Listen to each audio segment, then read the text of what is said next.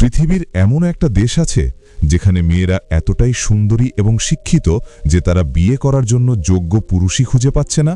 এই একই দেশে একসময় গোসল করাকে মনে করা হতো মহাপাপ। মঙ্গোলিয়া সম্পর্কে এমন কিছু সত্য আজ জানবেন যা আপনার পায়ের নিচ থেকে মাটি সরিয়ে দেবে। শুরুটা করি এক অদ্ভুত একাকিত্ব দিয়ে। মঙ্গোলিয়া আয়তনে বাংলাদেশের চেয়ে প্রায় 10 গুণ বড়, অথচ জনসংখ্যা পুরো দেশে মাত্র ৩৫ লাখ। আপনি যদি মঙ্গোলিয়ার কোনো এক প্রান্তে ল্যান্ড করেন, দিনের পর দিন হাঁটবেন, ঘাস আর আকাশ ছাড়া কিচ্ছু দেখবেন না। কোনো মানুষ নেই। এখানে মানুষের চেয়ে ঘোড়া 13 গুণ বেশি, ভেড়া ৩৫ গুণ বেশি। এটাকে মানুষের দেশ না বলে পশুদের গ্রহ বললেই ভালো মানায়। এখানে একজন পোস্টমাস্টারকে একটা চিঠি পৌঁছাতে দিনে ১২৫ মাইল মরুভূমি পাড়ি দিতে হয়। মধ্যযুগে চেঙ্গিস খানের আমলে মঙ্গোলিয়ানরা গোসল করত না। পানির অভাব ছিল তাই নয়, তারা বিশ্বাস করত পানিতে গোসল করলে পানির দেবতারা রেগে যাবে এবং বজ্রপাত হবে। বছরের পর বছর তারা একই কাপড় পরত।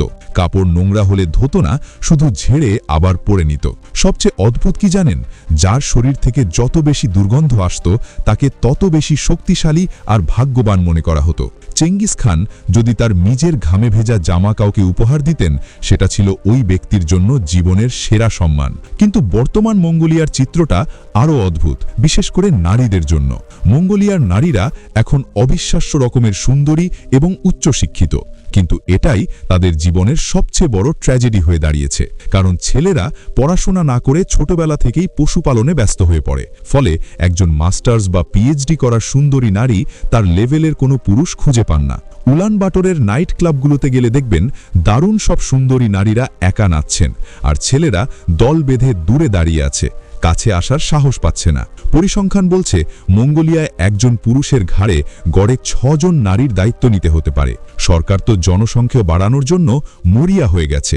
কোনো নারী 6টার বেশি বাচ্চা নিলে তাকে অর্ডার অফ ম্যাটার্নাল গ্লোরি বা জাতীয় বীরের সম্মান দেওয়া হয়। শীতকালে এখানে তাপমাত্রা -40 ডিগ্রি সেলসিয়াস পর্যন্ত নামে। এই ঠান্ডায় যদি আপনি খালি হাতে কোনো লোহা বা মেটাল ধরেন, আপনার চামড়া পুড়ে যাওয়ার মতো অনুভূতি হবে এবং চামড়া ছিঁড়ে লোহার সাথে লেগে যাবে।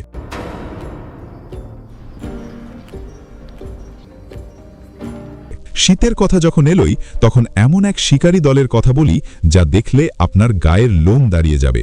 এরা হলো দ্য ঈগল হান্টার্স।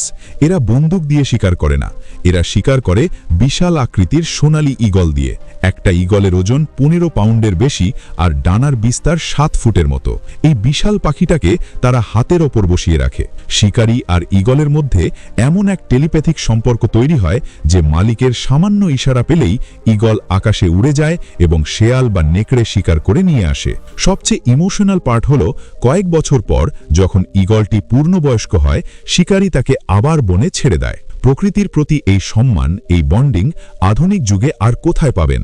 মঙ্গোলিয়ার মানুষ হাজার বছর আগে আবাসন সমস্যার সমাধান করে ফেলেছে গের বা তাঁবুর মাধ্যমে।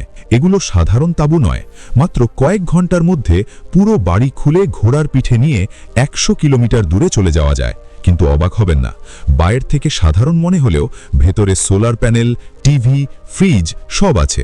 মঙ্গোলিয়ার মাটির নিচে যা আছে তা জানলে আপনার মাথা ঘুরে যাবে। সোনা, তামা আর কয়লা পরিমাণে এত বেশি যে এর মূল্য ট্রিলিয়ন ট্রিলিয়ন ডলার। তাত্ত্বিক হিসাবে মঙ্গোলিয়ার প্রত্যেকটা মানুষের কোটিপতি হওয়ার কথা, কিন্তু বাস্তবতা বড়ই নির্মম।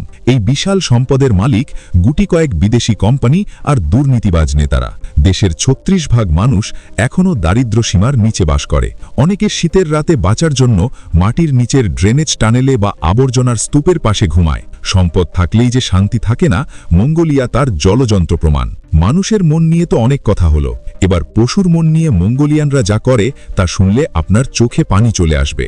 যখন কোনো মা উট তার নবজাতক বাচ্চাকে দুধ খাওয়াতে চায় না বা রিজেক্ট করে, তখন মঙ্গোলিয়ানরা এক ধরনের বিশেষ গান গায় এবং মরিন খুর নামক এক যন্ত্র বাজায়। বিশ্বাস করবেন না, সেই সুর শুনে মা উটের চোখ দিয়ে অঝরে পানি পড়তে থাকে।